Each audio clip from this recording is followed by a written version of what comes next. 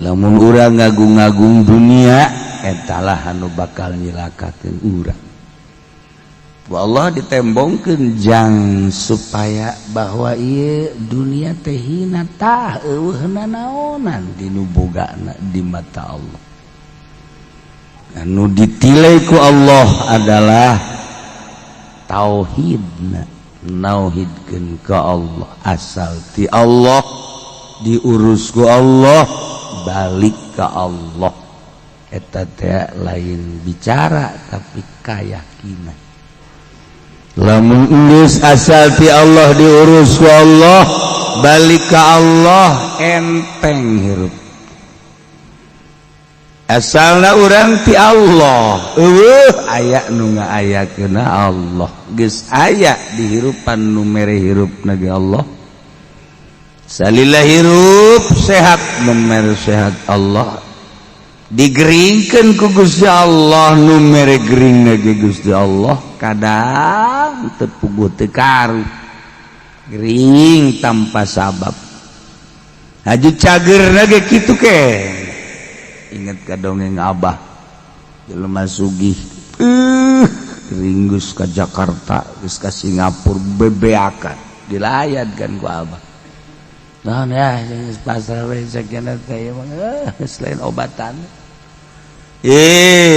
Coba sing gede hate, coba bae ka puskesmas lah, geus sapira puskesmas obatna gering eta kene nyeri ceuli eta, nyeri irung eta. Ngarek puskesmas banyak kos kita tuh batuk eta, asma eta. Geus kula geus ka Jakarta, geus ka Singapura segala geus beak ieu geus. Jaga banyareat mah ulah kitu janu nyageurkeun mah Allah, lain obat, lain dokter. Tekadkeun nu nyageurkeun mah Allah. Sahadunya obat puskesmas ge atuh janu nyageurkeun mah Allah. Lain cenah kieu geus ka Jakarta geus ka Singapura. Iya tuh aya Allah can nyageurkeun mah sanajan ka Jerman ka mana ge. Nya iya tuh coba we ka puskesmas urang ulah teu nyareat teuing. Abah balik nurutnya nah ka puskesmas dina hatena mah lah sapira puskesmas. Obat nyeri huntu eta, ceuli eta, salesma eta, asma eta, obat jantung eta bae.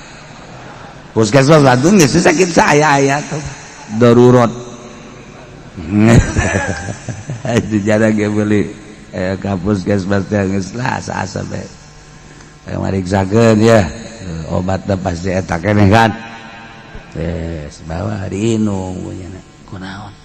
Menang sajam 2 jam cenah ieu jebar ada ngeunah ini si bener oge kira-kira terus isuk dan nginum deui apa sekaligus bae paling obat diinum.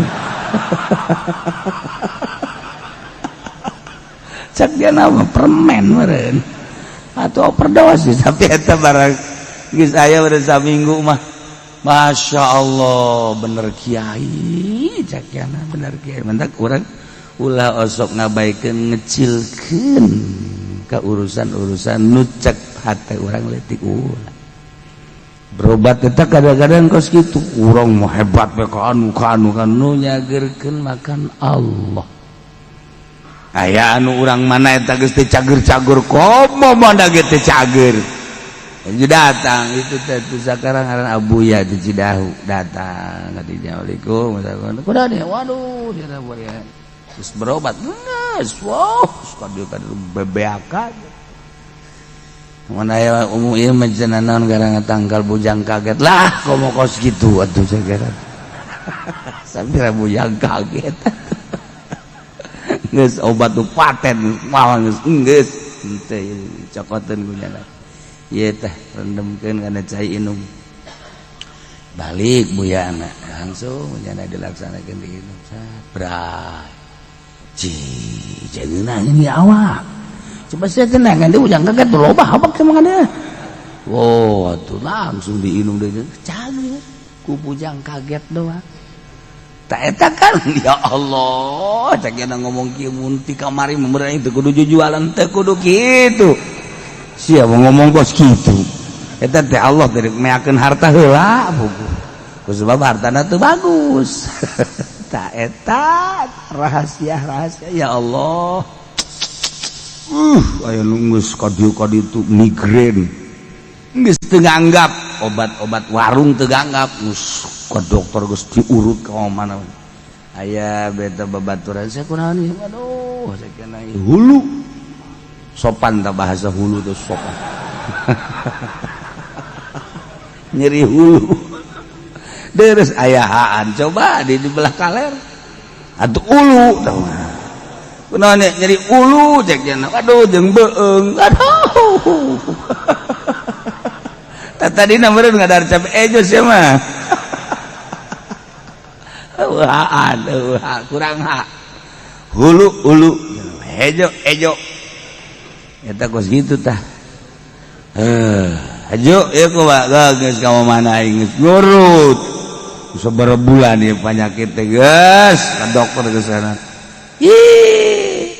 ku prokol geus tah supira prokol ini coba ge ku prokol beh prokol di obat warung cek nya teh ulah sok nganggap kos kitu coba heulanan coba kunya ajureup besare udang sareng teh plong ya Allah ya Rabbi cek ku ngeunaheun ieu ji prokol we kan eta obat prokol ulah kadengeun ku pabrik prokol be atuh aing pajar promosi ye carita obat-obatan ieu tungtuna aing disumbang bae ku PT Prokol sia mah boleh bae dasarna hayang sia mah tah eta ulah sok ngabaikeun ka obat-obat leutik obat-obat warung.